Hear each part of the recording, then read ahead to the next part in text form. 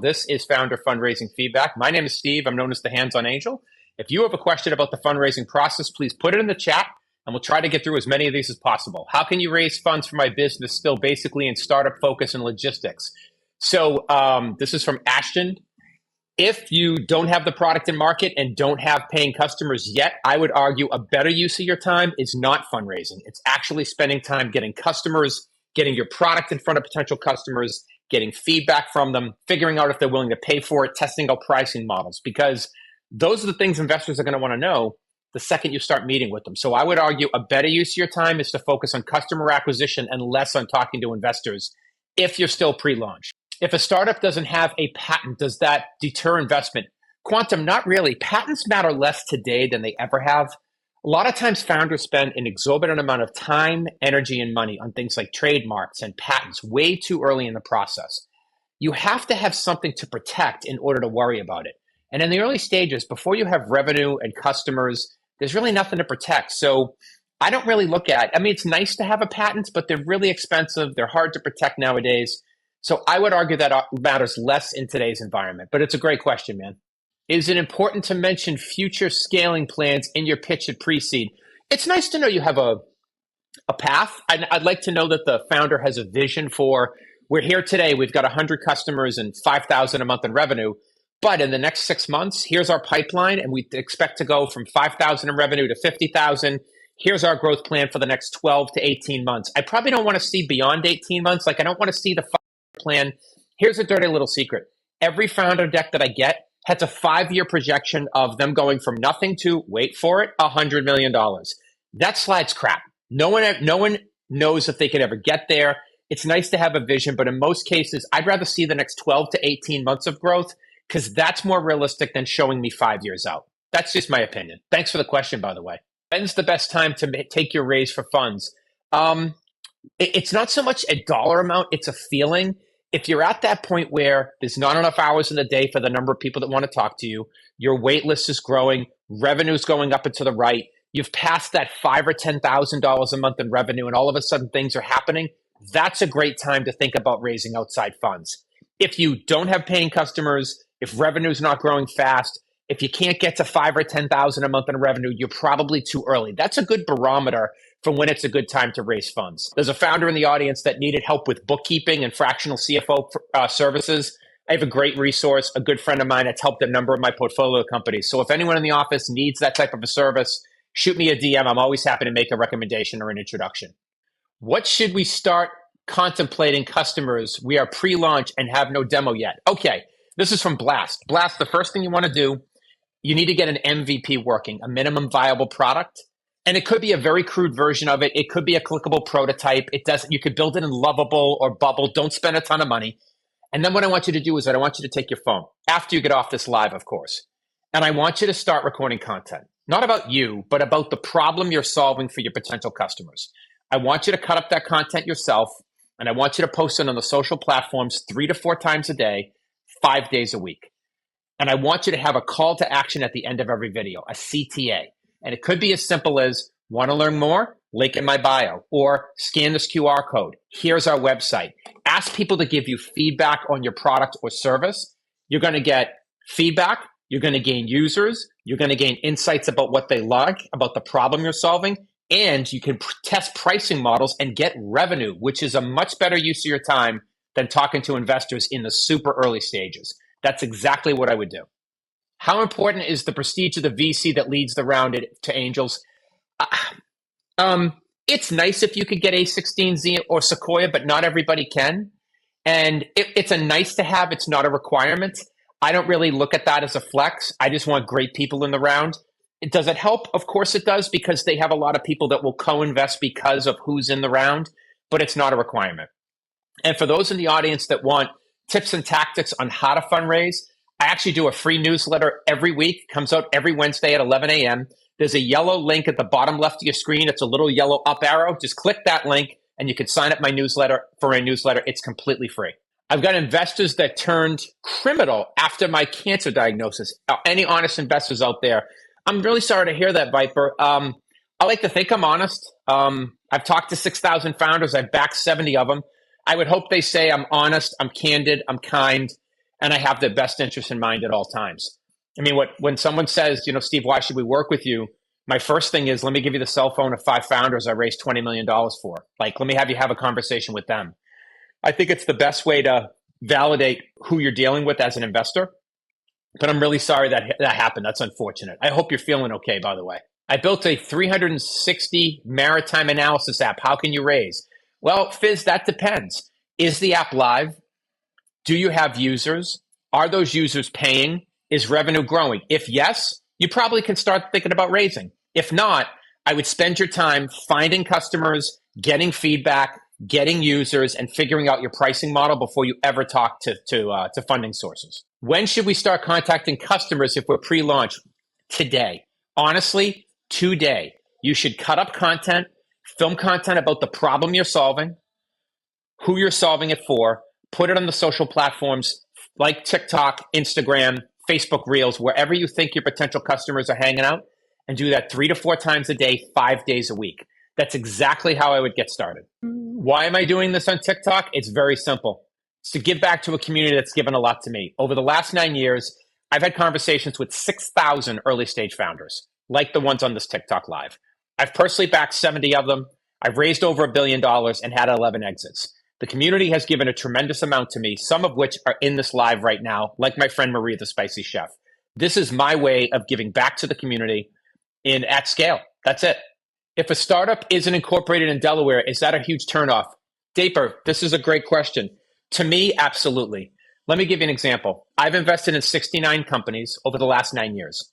0 were not Delaware corporations. Every one of them was a Delaware corp. And let me tell you why. Delaware corp structure is the most widely used structure in the world. About 75% of all venture comes out of the United States. And Delaware is the most common venture structure in the United States. So if most of the money is coming from the US and Delaware is the most understood corporate structure, most investor friendly, we understand the laws, why not use that structure? That's why it's so popular. It's a great question, by the way. Do I invest in funds? I'm not a fund guy. I'm an individual angel investor, so it's all my money. I'm not an LP in a fund, although I do have friends that run funds, syndicates, and venture capital firms. Do I help Canadian businesses? This is from Titan. Titan, I have invested in Canada. I have Canadian founders that I've invested in. I have founders from Mexico, the UK, Germany, Australia, and the Philippines. However, in every case, they did what's called a Delaware C conversion. So they converted their Canadian corp into a Delaware C corp. And the main reason they did that is to allow for US investment dollars like myself to come into the company. And if you need help with doing that or don't know how to do it, I'm always happy to make a recommendation to a law firm or two that's helped similar companies of mine in Canada do that. Just shoot me a DM, man. But I only deal with software. Jojo, 80% of the time, it's software. I have done some CPG and some consumer stuff, but that's only about 20% of my portfolio companies. I'd say 80% of it is software. Yeah, Harriet, 3 to 4 videos per day per platform. So for example, for me, I post 3 times a day on TikTok. You'll find my post at 8 a.m., 12 p.m., and 5 to 8 p.m. I post once a day on Instagram, once a day on YouTube, once to twice a day on LinkedIn, and once a day on X. Multiple times, multiple platforms. Absolutely. That's exactly what I'm talking about.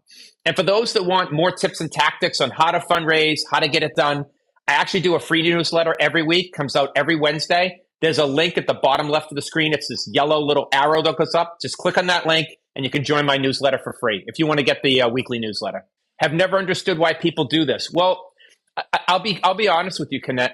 I have this belief. It's called rising tides raise all ships. And when you try to give more than you ever ask, I think that good things come to you in life. Let me give you an example. I have been a mentor in residence for an organization called Techstars. Techstars is the second largest accelerator in the world next to Y Combinator. I've been a mentor in residence there for 4 years. I've mentored 6 to 12 companies every year through the Techstars program. I help them build pitch decks. I help them get ready for demo day, and I help them strategize on how to fundraise. And I make intros to other investors. Techstars pays me this, 0. I've never asked them for a dime. I don't want any money from them. It's been a true blessing in my life to give back to a community that's given a lot to me. Sometimes in life, and their mentality is actually, and their slogan is called the give first mentality. And I subscribe to that in business and in life. And I think when you try to give first and give more than you get, I think it comes back to you tenfold. And that's why I'm doing this. I hope that's helpful. Wouldn't that be changing rapidly with the San Francisco boom? Look, Silicon Valley is the number one investment market in the world, has been since inception. But Boston and New York, numbers 2 and 3, not far behind. Austin is a great, fast-growing ecosystem. So is Miami. So is Chicago. You don't have to be in Silicon Valley to raise funds. In fact, most of my portfolio companies have not raised in Silicon Valley. They've raised in some of these other ecosystems. So while it's nice, I don't think you have to go hang out on Sand Hill Road to raise money. Do I mean 3 to 4 videos per day on one platform or at least 2 or 3? I like to do multiple videos, multiple platforms, but some of them is not a volume game. TikTok's more a volume game in my experience, which is why I do 3 videos a day. Instagram, a little more refined on the videos. I only do 1 a day. YouTube, I do 1 a day, YouTube Shorts, and I'm trying to do 1 long form a week. How much do I invest? It depends on the company, the terms, the round size, how much is already raised. I have an investment group that has done the 69 investments. The minimum we've ever done into a single company is $50,000, and the most we've ever done into a single company is $400,000, just to give you a range. Did I mess up by going with a Florida Corp? Not necessarily. It's not a bad thing. But if you want to raise, and by the way, if you're never going to raise traditional venture capital, you can be a Florida Corp. Totally fine. You can be an LLC if you're a services business like mine and you're an LLC and have no plans to raise outside venture, totally fine. However, if you're going to be a venture scale company and raise traditional venture capital, Delaware C is the most popular. It's the most investor friendly. It's the most common. So I would argue, and you can do it as part of your round. You don't have to have an emergency to do it today. You can do it as part of the fundraise and convert to Delaware C. And if you need help with that, if you need a recommendation to a lawyer, I'm always happy to refer some lawyers to you that have helped a number of my portfolio companies do just that. You didn't do anything wrong. It's just I'm trying to give you an idea of what's the easiest path to raising venture. And for those that want some tips and tactics on how to raise, there's a link at the bottom left. It's a yellow link. That's a link to my free newsletter. It comes out every Wednesday. I publish tips and tactics for early stage founders on how to fundraise. I talk about my portfolio companies that have successfully raised and highlight them. So that yellow button in the bottom left, just give it a click and feel free to join my newsletter. Do I have a playbook on raising funds and strategies? This is from Away. I actually do. So Maria put it in the chat earlier. My website's handsonangel.com. I actually built a 4.5-hour fundraising course that teaches founders on how to fundraise, start to finish. If you've never done it before, if you don't know where to find investors, I took 40 of my founders that have raised successfully. I built content with them, and I put it into a 4.5-hour course. If you want to check it out, you can check it out at handsonangel.com. Thanks so much for the question, by the way. Am I on LinkedIn? I am. Just look up Hands on Angel on all the socials, whether it's LinkedIn, TikTok, Instagram, YouTube, or X. Just look up Hands on Angel and you'll find me. Do I fish? I do fish, actually. I actually live at the ocean, so I'm on the water as much as possible. I have not invested in the UAE. I have done stuff in Israel. I haven't done UAE or Qatar yet. If something was a Delaware Corp and the company was growing fast, it's not that I wouldn't consider it. I just haven't at this point. Do I follow anybody? I follow a ton of people. I'm a huge fan of Gary Vaynerchuk. I think his content is completely badass. I think he is someone that is a give first and a kind, candid person like myself. I follow Alex Hormozi. I follow Mark Cuban. I've actually met Mark a few times. He's invested in a couple of my startups. Great guy, by the way. I follow Robert Herjavec, Mr. Wonderful, who's a Boston guy, by the way. Some of his favorite restaurants are the same as mine. So those are some of the people that I follow.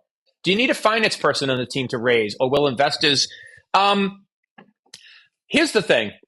In your first round ever, probably not. But once you get raised $500,000 or $1 million, it's probably not great if the CEO is doing QuickBooks. It's probably not great if the CEO is doing the long-range planning. But you don't have to go out and pay $100,000, $200,000 for a CFO. There's a lot of great bookkeeping and fractional CFO companies out there. I have a couple that I work with my founders that are awesome. If you ever need a recommendation for that, just shoot me a DM, reference this conversation, and I'm happy to refer them to you. You're meeting with an angel investor Wednesday. Congratulations. Any finishing touches or pieces of advice around the pitch? So this is from Gideon. Gideon, 2 things. 1, 10 slides is great. 12's okay. More than 15, you're probably getting into trouble. Check out the Airbnb pitch deck from 2008. It's 12 slides. They used it to raise their first $500,000 in their pre-seed round in 2008. I would argue if that deck was used today, it would still continue to crush. That would be my best guidance. South Africa and an LLC looking for funding, I would argue you want to consider Delaware Corp. Most investors, myself included, are not going to invest venture capital into an LLC. We're only going to invest into a C corporation, preferably a Delaware C corporation. I was told I should set up with Fund Vault. Do you use this? I have not used Fund Vault. I don't know any of my founders that have either. So I'm not real familiar with it. It sounds like some sort of a crowdfunding platform. I would say your network is probably more valuable to connect you to investors than some sort of a platform. That's just my opinion. Frank, I am new, have just built a startup and have the first pilot with a client already. Frank, first of all, congratulations. That's total badass, man. Frank, I love it when you can get early customers. It's validation that your idea is solving a problem for someone. Frank, give me some more info about the pilot. Is it paid pilot, which is better? Does it have a time frame that the pilot ends and you go right into a contract? Also good. Give me some more meat on the bone, Frank, about where you are in the journey. And congratulations, by the way. Oh, what's a good amount to look for an exit for a first-time founder? That depends on you. I just want good outcomes for my founders. A 3x would be good for one founder versus another founder might think they want 30 or 100x.